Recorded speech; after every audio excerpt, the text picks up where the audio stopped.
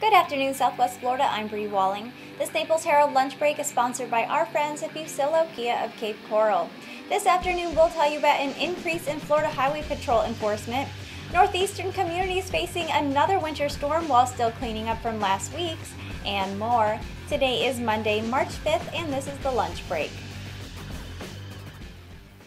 You can expect to see an increase in enforcement from the Florida Highway Patrol over the next 2 weeks. In addition to an anti-aggressive driving campaign that started on February 23rd, FHP will be watching for drivers not wearing their seatbelts either, as the state joined the National Click It or Ticket campaign earlier this week. In a bulletin sent out last week, the Florida Department of Highway Safety and Motor Vehicles said that 600 deaths in 2017 could be attributed to drivers in crashes not wearing seatbelts. And with spring break starting this month, sending many high school and college students to the beaches, authorities will also be stepping up enforcement when it comes to drunken and impaired driving. According to preliminary state data, March was the most dangerous month on Florida roadways in 2017, with the highest number of crashes, injuries, and fatalities. Please drive safely out there, Southwest Florida. Power is slowly being restored in the hardest hit areas of the East Coast, days after a destructive nor'easter downed trees and power lines, flooded coastal towns, and forced a number of school districts to cancel classes, all with another storm forecast for midweek. Residents from Virginia to Massachusetts face a massive cleanup today following the storm, which was blamed for 9 deaths. Utility crews worked around the clock to restore power to the affected areas, as nearly 300,000 struggled without electricity. 3 days after the storm, some residents were still unsure when they could return home.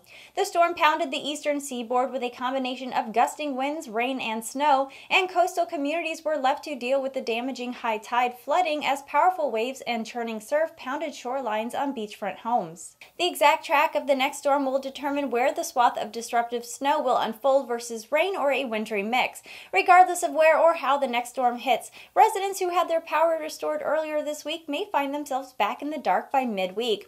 The good news is the quick pace of the storm should limit any issues to minor problems for 1 or 2 high tides, especially in areas that suffered beach erosion the past few days. Claims that the active ingredient in the widely used weed killer Roundup can cause cancer have been evaluated by the international agencies, U.S. and foreign regulators, and the product's manufacturer, agribusiness giant Monsanto. Now, a federal judge in San Francisco will conduct his own review during an unusual set of court hearings starting today. It has big stakes for Monsanto and hundreds of farmers and others who have sued the company. A U.S. district judge will spend a week hearing from experts to help decide whether there is a valid scientific evidence to support the lawsuit's claim that exposure to Roundup can cause non-Hodgkin's lymphoma. The plaintiffs must first persuade the judge, however, that he should allow their epidemiologists and other doctors to testify to the jury that Roundup can cause cancer. Many regulators have rejected the link, and Monsanto vehemently denies it and says hundreds of studies have found Roundup's active ingredient, glyphosate, is safe. Monsanto developed glyphosate in the 1970s, and the weed killer is now sold in more than 160 countries.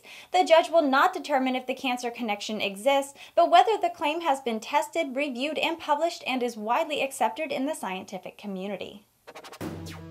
And that was the lunch break for today. I'm Bri Walling. For your twice daily news fix, head over to the Naples Herald YouTube channel and subscribe. Leave us a comment to let us know your thoughts on the news or what you would like to hear about. The lunch break airs Monday through Friday at 12 p.m. right here at naplesherald.com. And don't forget to check out our morning report that also airs Monday through Friday at 9 a.m. Thank you for watching. We'll see you tomorrow.